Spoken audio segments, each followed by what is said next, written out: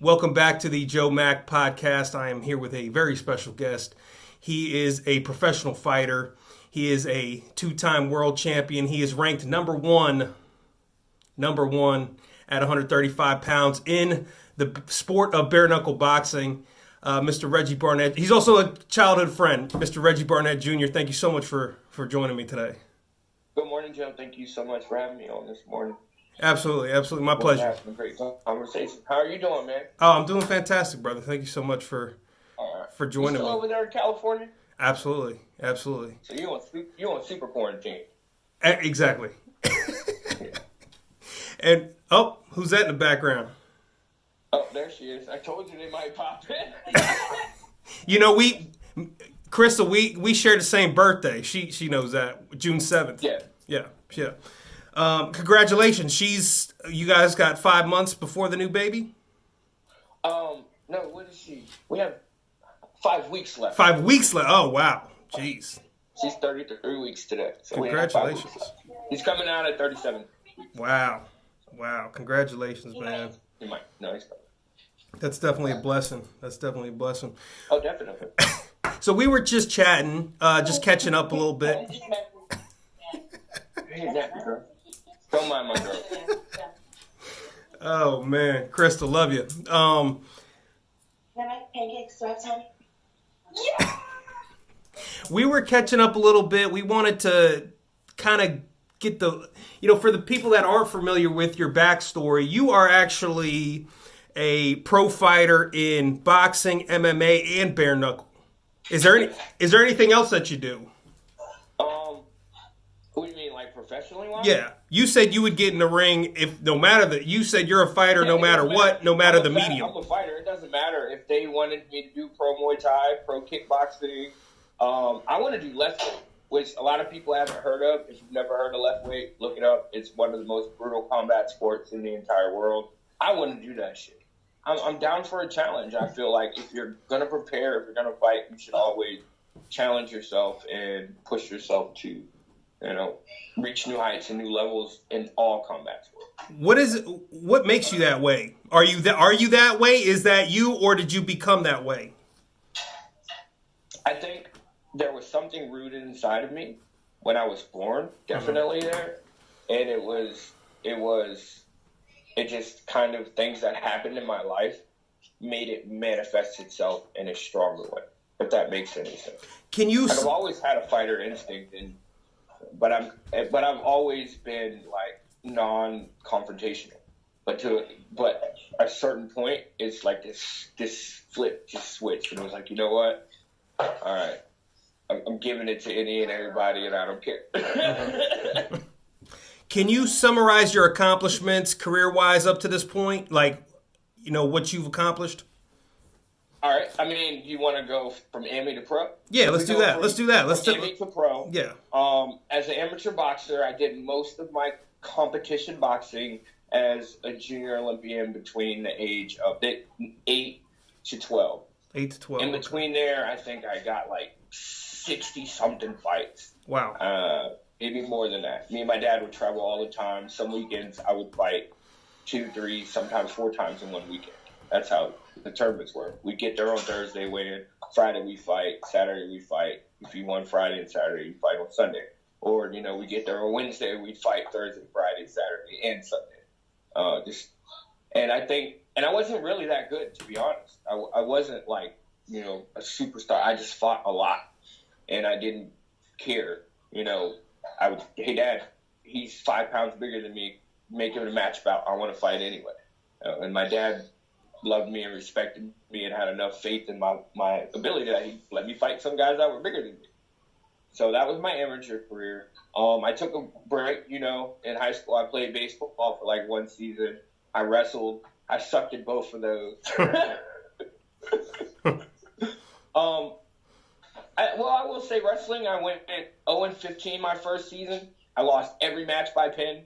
And by the time I left, going into high school, I was the state alternate. So that always shows my capacity to learn, especially in combat sports.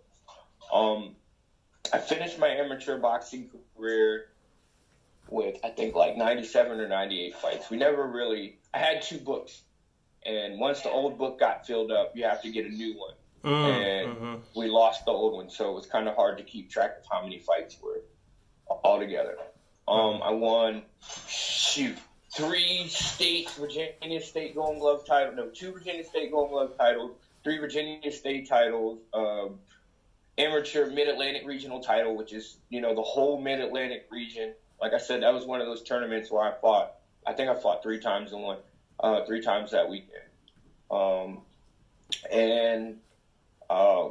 I just kind of made the switch at 18 to MMA. My parents would not let me do MMA as a teenager. Me and Krista could tell you this story. My very first MMA fight, I just turned 18. We drove our asses 5 hours out of the way to Roanoke, Virginia, for me to get choked out in 30 seconds. And then get lost on the way home and end up in West Virginia. Oh, no kidding. Oh man, that was a fiasco in itself. That was my very first MMA fight. Wow. I fought 2 more times and I lost. I lost my first 3 MMA fights, all by rear naked choke. Remember the Polly brothers? Yeah. Jeremy and Jarrell Polly? Oh yeah. Yeah, I fought Jarrell in a cage fight. I think at Cage Fest. I kicked him once, and then the next thing I know, they were waking me up. Oh wow. Yeah. Wow. So, wow. I took a hiatus from MMA. I went back to boxing. Like I said, at that point in my life, I really wasn't taking life seriously for myself. I was, in the streets, doing some things that I probably shouldn't have been doing, not living the best lifestyle, making the best choices. I fought boxing here and there in between, and then I went back to MMA. I want people to know this. I lost my first 3 MMA fights as an amateur. Wow. I finished my MMA career 15-5. You do the math on that. And the only 2 people to beat me as an amateur MMA were Thomas Blair and Wesley Dunlap. What made you? I avenged my loss to Wesley. So. Wow. I choked him out and I knocked him out. So. Okay. I love fighting, man, and I progress at it and I get better at it and I learn from my mistakes. So. Wow.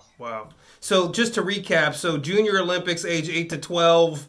Almost 100 amateur fights, Golden Glove champion, Mid-Atlantic regional champ, and then at age 18 you went to you transfer. You kind of made a decision. Now, when did you make a decision to go to? Now, you wanted to go to MMA before you were 18, but your parents. Oh, yeah, I've been begging my parents from like 16 years old to let me do MMA, and my dad's like, "You're a boxer." You're a boxer. Wow. You're gonna box. We're boxers, So, and like I said, I was out there in the streets by that point. I think by the time I turned 16, 17. So I boxed still. Well, what made you want to do MMA? Was it just that MMA was taking off at the time and becoming popular, and that you saw that as the future, or you just really wanted to test your skills in that arena? Now. Boxing is boring, and I wanted a more challenging fight. I wanted to feel like I was in a freaking fight. Wow. And you got to think, after all those boxing matches, it was just kind of like going through the motions, whether I won or lost. It was just getting in there going, that nervousness, that scaredness, that fear that every fighter gets before a fight. I love that shit. And as a kid in boxing, after I want to say like my 60th fight or something, I didn't have it anymore. It was just like, all right, I'm going to go in here. It'll be what it be. But it was never, that nervousness, that anxiety, that that uncertainty that you had. That kind of, for me, it fuels me. It drives me to be a little better than. Yeah. My wife said, if you ain't nervous, you ain't ready. Wow. And I stopped feeling nervous boxing as a kid.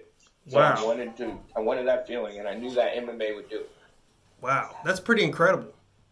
So you fought to the point where you were just comfortable. I mean, you boxed to the point where you could just get in the ring and you could just. I mean, it's just like, okay, well, no matter who the opponent. Yeah. I did the same thing in MMA. Wow. It happened like, Wow. It's hard to explain. Like, a lot of guys, once they get in the ring or the cage, what do? They do a lot of bouncing around. They do a lot of pacing. They do a lot of walking back and forth. Like I said, right around, when I got to my 50s and 60s fight, I stopped doing that. I just would stand there. And they'd be like, representing so-and-so gym, Reggie Barnett Jr. And I'd be like, all right, let's go. And I would just fight. And I would win some, I'd lose some, and get my medal, my trophy, or whatever, go home. And when I started doing MMA, I felt that shit again. And so that pacing back and forth, that jumping up and down, all that, which, guys try to shy away from, I embrace it. I love it. It's telling me, that I'm there and I'm ready, it'll keep me focused. Well, when I started doing MMA, it came back. But again, I want to say, there's a fight, actually, you can watch it on YouTube. It was my last fight before I went to prison. Me versus Ardit Hayes. Go watch the fight. I didn't pace. I didn't move. Nothing. I literally stood there on the side of the cage. They introduced me. I raised my hand in the air, and I went out, and I beat him. And I sat down in the corner after the fight. After the fight, when everybody's like, oh yeah, he won. He just choked the dude out. I was like, forget this, man. I'm done. I'm going to sit out, I didn't have that feeling anymore. Wow. And so now, Bareknuckle, bro? Yeah, Bareknuckle. So when did Bare? So yeah, let's talk Bareknuckle. Let's talk Bareknuckle.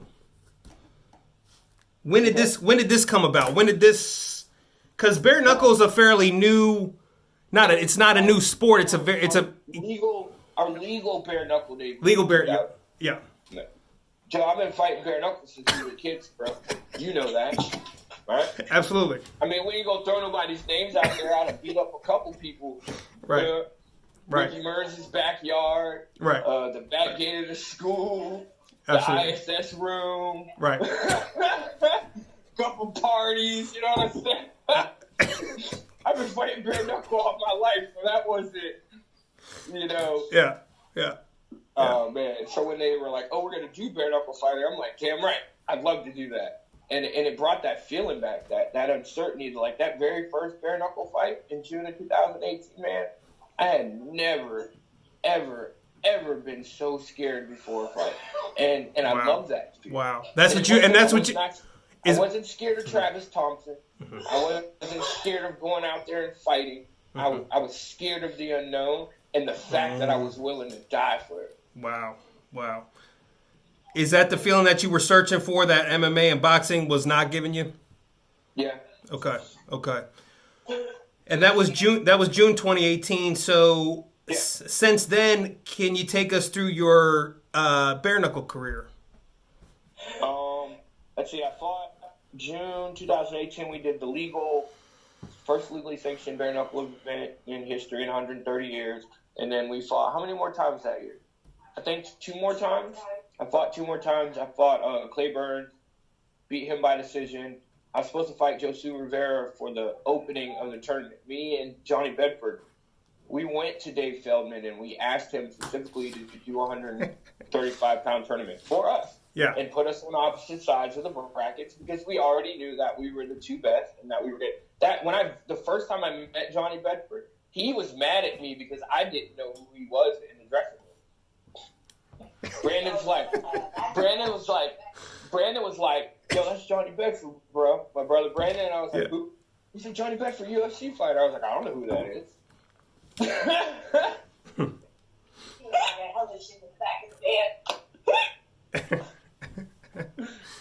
I mean, I know who he is now, and I have nothing but the utmost respect for him, but it wasn't like, but we asked for it. And so we went to the tournament. I fought Rusty Crowder in 2019. He ran. That fight's on YouTube. You can go and look. He ran the whole fight, and it took me 3 rounds to finally catch up to him.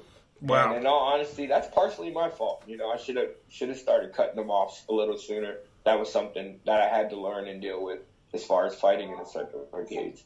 Wow. We fought Rusty. And then we fought Johnny Bedford last June for the world title and came up a little short. I lost by decision. That fight's on YouTube too. But what it did though is it showed my capacity to make the adjustment. It showed my heart. It showed my grit. And it shows that I'm a real effing fighter. Because, that I didn't even feel that first punch he dropped me with. I didn't feel it. It just came out of nowhere. But I got up and I kept fighting. And at the end of the fight, I was the one moving forward, not running away. Johnny said 2 things that he was going to do. 1, he said he was going to finish me, which didn't happen. And 2, he said that he wasn't going to take not 1 step backwards. But you go back and watch the fight, he took a lot of steps backwards. So I may have lost, but I have to take those small personal victories away from it and all the shit talking that led up to the fight. Because really, that's kind of where I screwed up. I let him get in my head that last day at that press conference. And when the bell rang, I was seeing red. There was no boxing. There was no skill. I just wanted to knock his freaking head off. And that's not how you want to fight. You can't go in there and fight.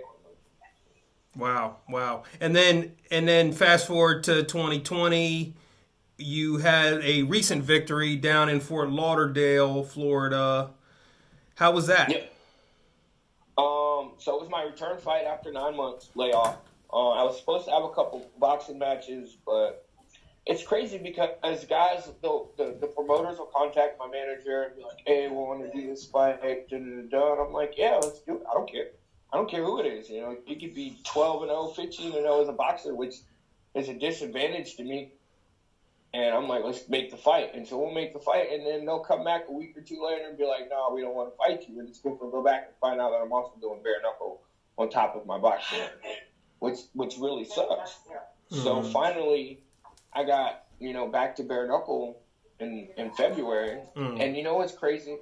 I took a gamble because I love Dave Feldman to death. He looks out for me. He said, Reg, you can fight in February. He's like, but you got to take a little bit of a pay cut. He's like, I'll give you a knockout vote. And he's like, or you can wait till March. And he's like, and I'll bless you and you'll get more money. And I was like, you know what, Dave? I don't even want the money, man. It's been 9 months. I just want to fight. Like, I'm hungry, just feed me, bro. I'm not even, don't feed me the money, feed me, give me a fight. So he's like, all right, we'll fight in February. So we fought in February, went down there.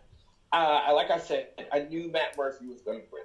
I said it in my post-fight interview that he was going to get so frustrated and flustered. Yeah, pre-fight interview. He was going to get so frustrated and flustered that he was going to quit. And I made him that way in 1 round. 1 round. At the end of the first round, I hit him with a straight left to his body, and you heard all the air go out of him. And I looked at him and smiled and nodded my head, shook his head, put his head down, and shook. I already knew he had quit. So when I opened up that cut even worse in the second round, he was just looking for a way out. Hats off to him. If he is a game opponent, I take nothing away from him, but I knew I was going to make him quit. Yeah, I purchased a pay-per-view, but I didn't see it. Yeah, that was a fiasco in itself. I found out literally 30 minutes before I was supposed to fight that I was no longer on the pay-per-view card.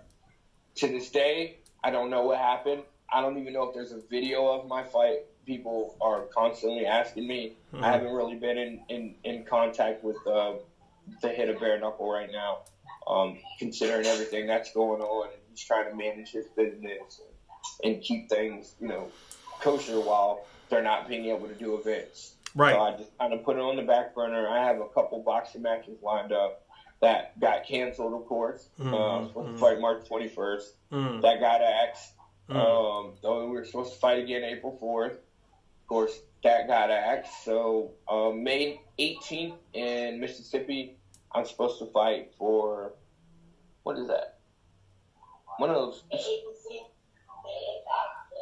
Oh, the WBA Intercontinental Super Featherweight Championship. Wow. Okay. What does that mean to you? If you could become, so you have yet to be a championship bare knuckle fighter, is that right? Champion? Yeah. Okay. What would that mean to you? Holy sanctioned bare knuckle. I mean, if we give I did an interview the other day, and I think I said I was 27-2 bare knuckle on the street, and I had to go back, and I remember that I got beat up by Josh Grimm, kid. You remember that fight, Josh? Absolutely. Absolutely. Shout out to Josh Grimm. So, underground bare knuckle, I have to say I'm 27-3. Gotcha. And those championships don't count for shit. But when I was down in Mississippi when I was 18, I fought 5 judges in one night, walked away with their little BS belt. But So, as far as like legally sanctioned, no, I haven't gotten that world title yet. I'm still in contention. I'm ranked number 1. Mr. Dat Gwynn, if you see this interview, Dat, you still ain't about that. And I'm gonna keep talking crap because you don't want to fight me, and you just keep making excuses and saying you got all these other little plans because you just don't want me to end your career. wow. But Wow. so that's the next fight is Wow. Hopefully Dat Gwynn. If not, like I said, my boxing match May 18th.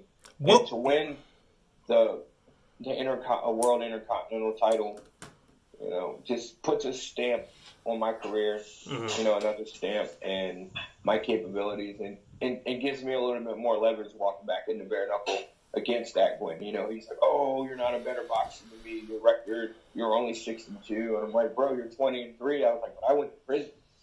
I made some mistakes. I made some bad decisions. And so those years that I should be fighting, I spent in penitentiary, or we would be on the same level. So don't sit here and try to discredit, and me as a person, I don't discredit myself. I just look at that as an opportunity to get my life together, to propel me into the greatness that I was meant for. Because if I didn't go through that, I probably wouldn't be here.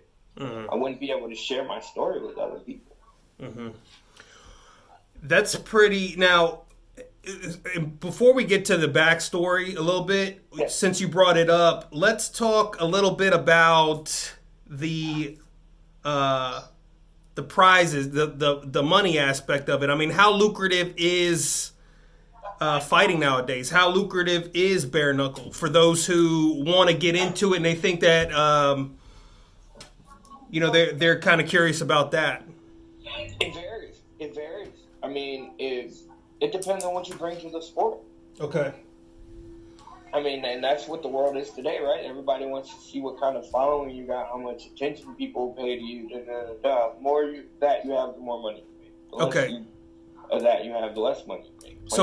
So essentially, what you're saying is it's on the individual himself to create that following, to create his own lane and revenue stream versus, hey, I'm just going to go in there and fight and then I'm going to get paid and that's it.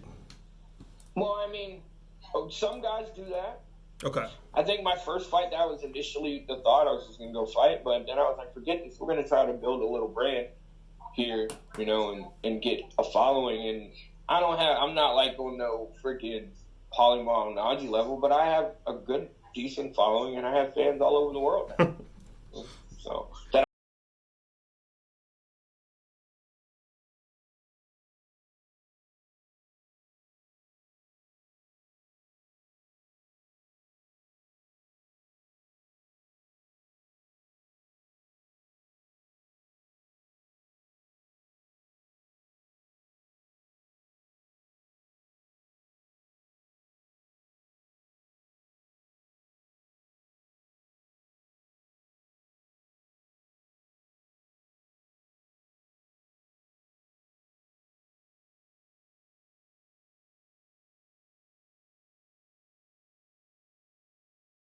It's coming from a place where you want to help somebody who may be in that position. So can you kind of detail a little bit about your experiences that have kind of that we're talking about? Yeah. Where do we start? I guess for me, I would have to say I was on this fence, right? I was on a fence, and I could have either went left or right. What pushed me to the fence was just, I want to say bullying had something to do with it. Lack of personal identification had something to do with it. What age are we talking about now? Oh. Are we talking about from the We're beginning? talking 13, 14. 13, 14, okay. Maybe we might have manifested a little sooner than that. Mm-hmm. But regardless of that, I let people, myself, and situations in life overwhelm me to the point where I was completely confused about who or what I was supposed to be. Right? And I think sometimes still now, I'm not confused. I just gotta have to remind myself. Does that make sense? I think we all at some point have to remind ourselves of who we want to be, where we're supposed to be in life, so we don't lose sight of that. Well, I lost hella sight of that, and I became this monster, this complete awful. I always look at him as like the worst person in the world. And I do that just so I don't go back to being it. But I lived from probably the time that I was 16 to the time I was 24 with no regard for my own life or anybody else's life. And that's just the easiest way I could sum it up. And I had kids in between there. And I still live like that. So it's just freaking crazy, you know. So that eventually led to you being incarcerated. Yeah, but in between there, I started drinking. And I started drinking to suppress my feelings of guilt and shame and failure and, you know, of not being where I wanted to be in life. You know, not accomplishing the things that I wanted to accomplish in life. And I think other people, no matter what the substance is, because I'm not going to sit here and lie like I didn't try other things. We all experiment as kids or whatever. I like drinking. No matter what the substance is, sometimes that's how it starts. Like, we use it to suppress what we're feeling because we want to deal with it. And then I also think that sometimes we as parents, adults, society, whatever, we don't deal with it. Does that make sense? Like, somebody would be like, oh, you all in your feelings. To me, that's like one of the dumbest fucking phrases, excuse my language, you could say to somebody. Right. You know? Right. Tell them what feeling that you think they're having. Help them identify their feelings, so maybe y'all can process it. You know, but I wasn't taught none of this. I learned all of this independently. Wow. So what message do you have for people that are struggling with those type of issues? Well, first of all, the first message is stop, which I know is the hardest thing to do. It's like, for me, when I finally stopped drinking, it was because I knew I wanted to go to jail. Like, that was going to be it. And so it was funny. I had, 2.5 years left on my sentence. And they wanted to give me a year of my time and put me back on probation. Well, how did you wind up in that scenario? I was out drinking and driving, delivering some drugs for a friend, and I crashed the car.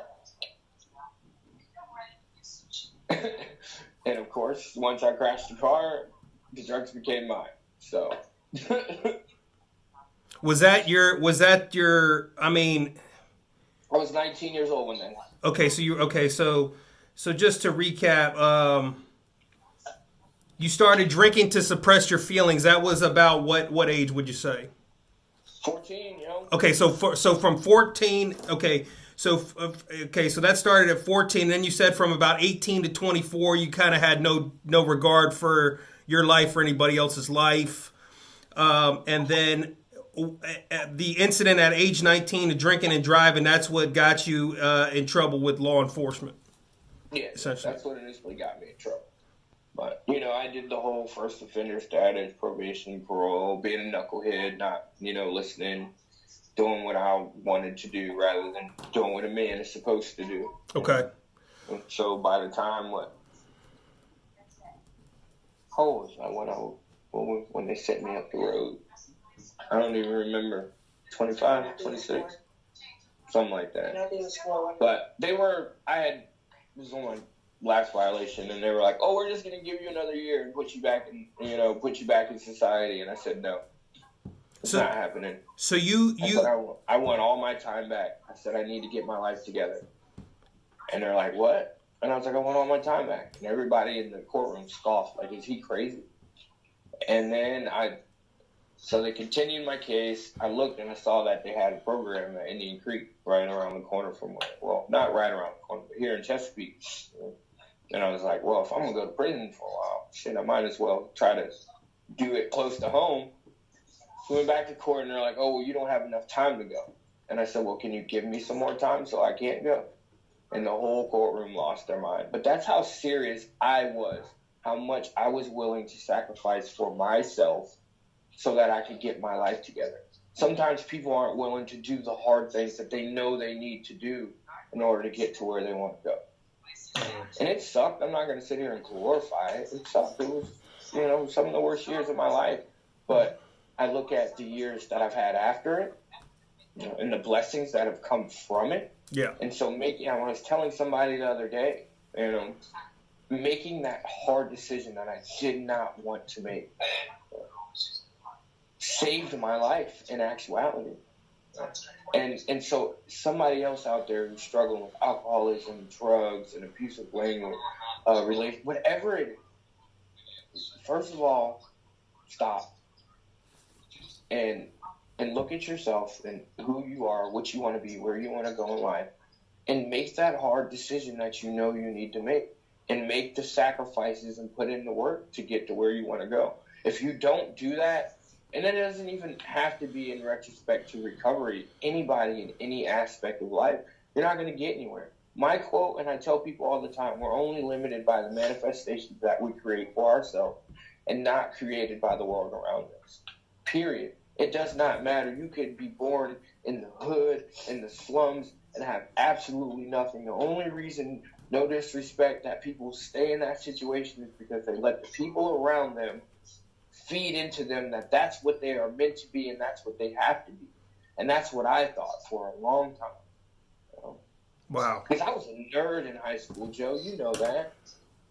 I was so freaking book smart. Well, and the kids gave me the hardest time, and they picked on me.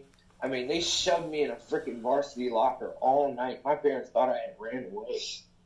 Shit like that. I still remember. And those are some of the things that pushed me over the edge to the point where I was just like, I don't care anymore. Mm-hmm. And, okay, so, wow. I mean, thank you for sharing that. I mean, that's pretty powerful stuff. Now, you've always been your harshest critic. Is that right? You've always kind of been hard on yourself. Always. Yeah. Always. I try not to be. Yeah. Everybody tells me, even my best friend tells me, he's like, man, don't be so hard on yourself. You come so far. You've done great. You do so much. I'm like, no. More. I guess it's because I expect more and I want to do more, not for myself, but for other people. Mm-hmm.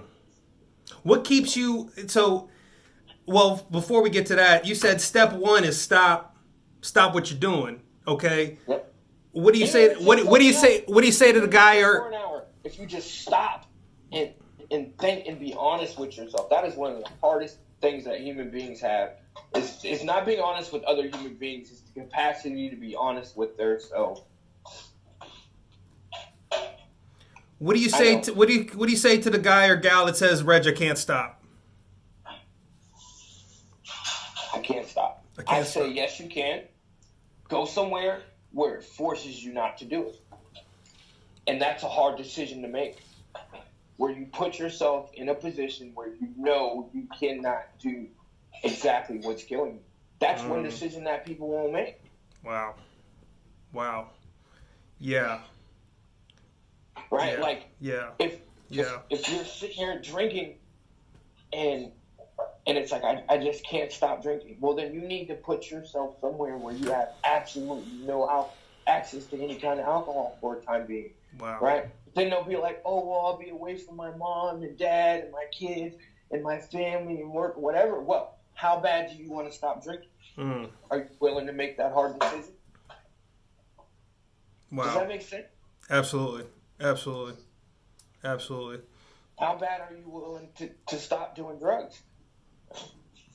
And some people, the craziest thing, they'll be like, well, I'm just going to move, and relocate or whatever. That don't do shit. You have to take yourself with you no matter where you go. Absolutely. What is the future hold for Reggie Barnett Jr.? I'm going to win that world title before I retire, bro. I'm sorry. That is the, I guess, the goal, the mindset. I was writing the story. I was writing History Runway, and God came in and said, sit down. I'm writing it this way. Right? But it's okay because I've been dealing with that my entire life. Like, a lot of people don't know I fought 3 days out of prison. I fought Thomas Blair. Let's see. I got out on Wednesday. How long did you serve in prison? 3 years. 3 years, okay. And while you were in, were you thinking, towards the tail end, you were preparing yourself to get back in the ring? Is that kind of... Yeah, I was training for a fight like the last month and a half I was in. Maybe 2 months, so. Okay. I didn't know. I just asked. I just said I wanted to fight. Just to, as soon as I got home, and they're like, "Oh, we're gonna let you fight for the Spartacus title 3 days out of been a 3-year sentence." So it was just kind of like, wow. All right. So, and I didn't do a full 3 years. You do 85% of that time. So however, y'all do the math on that. So as soon as you got out, you had 3 fights within how much amount of time? No, I fought 3 days. 3 days out of. Wow. I got out on Wednesday. Yeah. On Saturday, I fought Thomas Blair for the Spartacus 135-pound title. It was beating Thomas's ass all over the cage. All I had to do was run from him the last round, and I still would have won the fight. But I didn't. I was hungry. I wanted to finish him, and I went in there like a maniac, and I got caught with a head kick. And I got knocked out. Wow. 3 days out. And I share this story, right? Because there are moments like those that come to people, and sometimes it's not that magnificent of a moment, but that moment comes and it's like, all right, which way are you going to go? And this is 3 days out of it when I've been preparing, and it's like God was telling me, he was testing me. He's like, all right, Red. He's like, you didn't get what you wanted. He's like, what are you going to do about it? Are you going to go left again, or are you going to stay right and keep pushing forward? And I stayed freaking right, and I kept pushing forward. Wow. Wow. That's an incredible. And the same thing with the last fight. It didn't go my way, but did I digress? And, was I hurt a little bit? Yeah. Was I depressed? Yeah. Who wouldn't be depressed after losing a world title? I think that's normal. But being able to acknowledge, like I said, acknowledge my feelings. I was a little hurt. I was a little ashamed. I was sad. It's almost like, losing somebody. You go through those stages of grief. But I could deal with it, and so we keep propelling forward, and we keep inspiring people, and we keep changing lives. Whether it's me being a champion, the kids in my gym being a champion, or helping other people accomplish their goals, whether it's in fighting or anything in life, as long as I'm doing that, then I'm good. Because when I was a drunk, when I was out there running the streets and all that stuff, I couldn't do none of that for anybody. I couldn't even do that for myself. Wow. That's pretty incredible, man. Something that you said that kind of resonated with me is that, what are you going to do about it? It's like you came out and it didn't go the way that you expected it to. But what are you going to do about it? You did something about it. You made a decision to do something about it. You got that kick to the head and you decided, hey, look, that's, it didn't go my way, so be it. You kept on trucking. What I did about it, I said, that's all right. I ain't doing this shit for free no more. I made my pro debut right after that against the number one ranked 125 pounder in the nation. We made our pro debuts against each other. And I didn't even fight at 125. I just was like, forget it. I want to fight the best. So. Wow. Good for you, Red. Now, I've the 757 Boxing Club. I want to talk about that. That's I have experience there. That's my dad's attempt to keep me out of trouble. Really? Yeah. I didn't know that. That's why he opened the gym initially. I didn't know that. Did it work? No, it didn't. When we originally opened in 2007, I was like right on the brink of going away the first time for a long time for probably doing some stupid shit. And my dad kind of was like, I'm going to open the gym. You help me run it, And that was kind of like his attempt to keep me off the streets and out of trouble. And I felt bad. Like that was something I harbored inside, like kind of let my dad down for a long time. Yeah. But we talked about it, and just the love that I got and all that, just his support regardless through even the rough patches in my life. And we still have the gym, and we're still producing champions. It means the world to me. That's fantastic, man. And you've been there, man. How do you like 757 boxing? I ain't gonna tell you. Tell the people about that. I loved it, man. It's something that I was looking for after my military service. I went to Norfolk State, graduated, and I just wanted to do something completely different. That's when I decided to join the 757 Boxing Club. This was 2011. I think you were incarcerated at that point because I remember, I remember. But then you got out at that same time frame. I remember that too. And I learned so much from your father.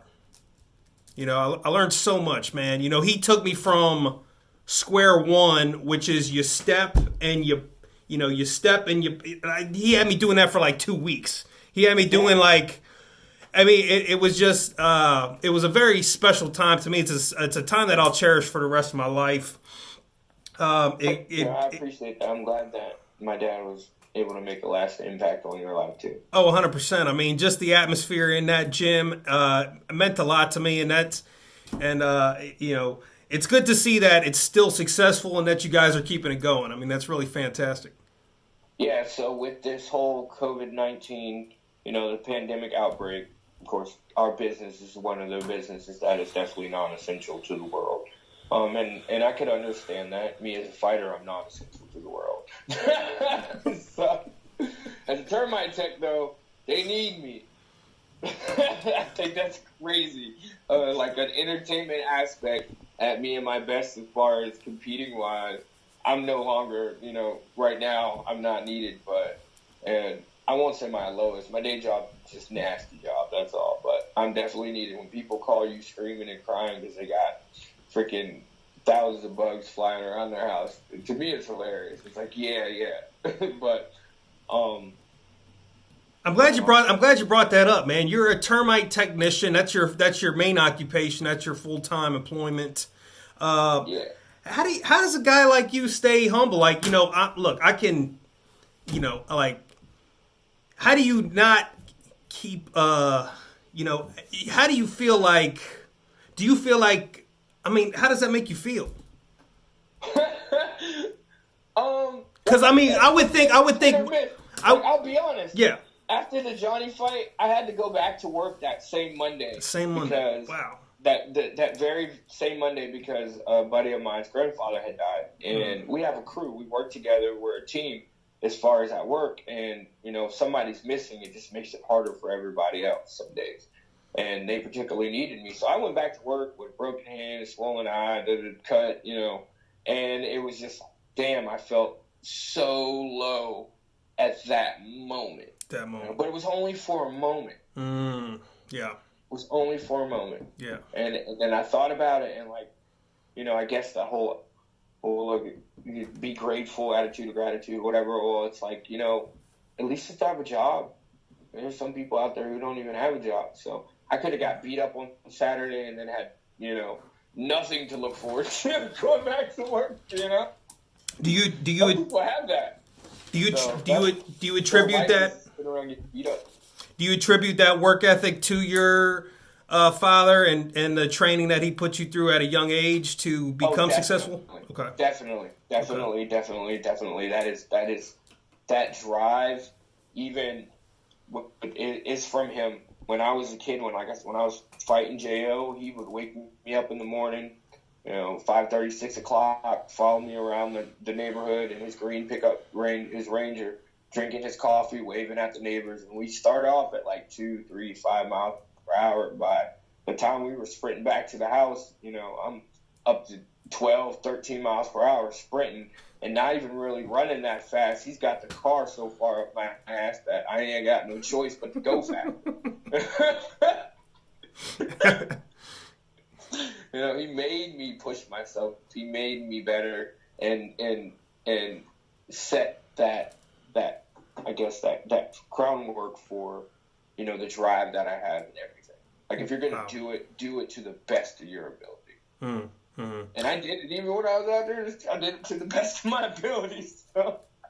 Very good, very good. Man. And I see the shirt, Educated Hands. Where did that come from? Yes. So I want to thank, of course, Mr. Antonio Tarver. I think it was the first fight. Yeah, he was like, Travis Thomas is going to have a tough time dealing with the educated hands of Reggie Barnett Jr. And I was like, oh, yeah, we're taking that. That's good. That's my new moniker. Of course, my ring name is Easy.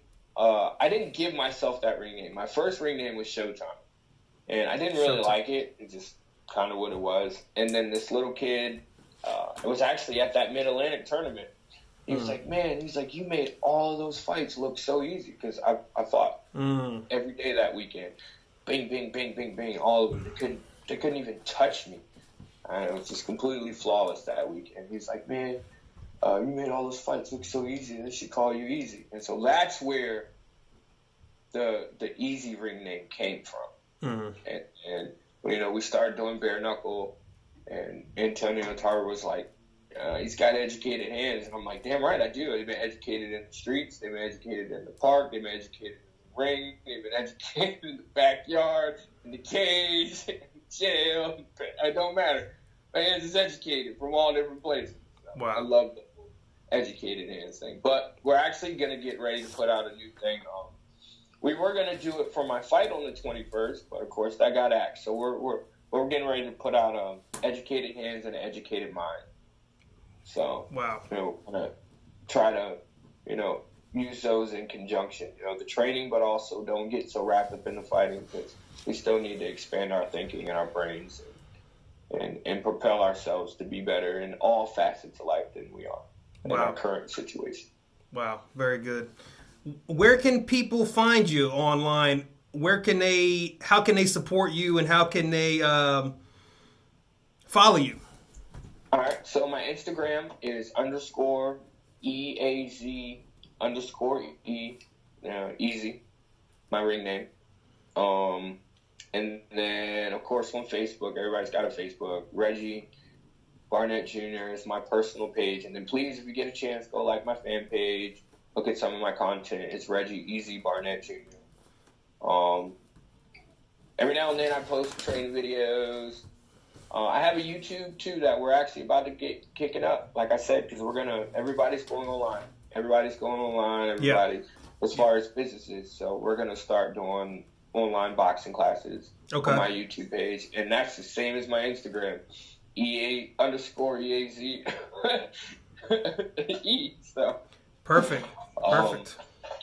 And then so that's what I've been doing, man. I'm trying to just keep my head down, hunker down, wait it out, keep working, keep taking care of my family, trying to stay healthy, keep as socially distant as possible from other people, and just wait for the world and hope that it opens back up in fashion. I never, in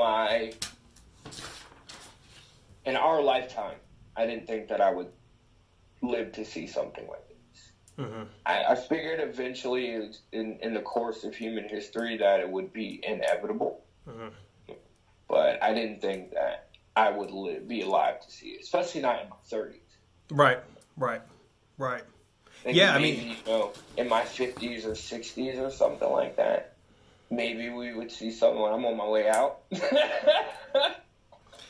Well, it's definitely taking a lot of people by surprise, and it's definitely a opportunity to become more creative. And it sounds like that you're using it for that opportunity. And I've gotten so much out of this interview. I can't thank you enough for being with me, Reggie. Thank you for having me on, bro. I appreciate it. I'm sorry I rambled a little bit. I'm sorry if I talked about some things that we shouldn't have talked about. Like I told you, bro, I'm an open book.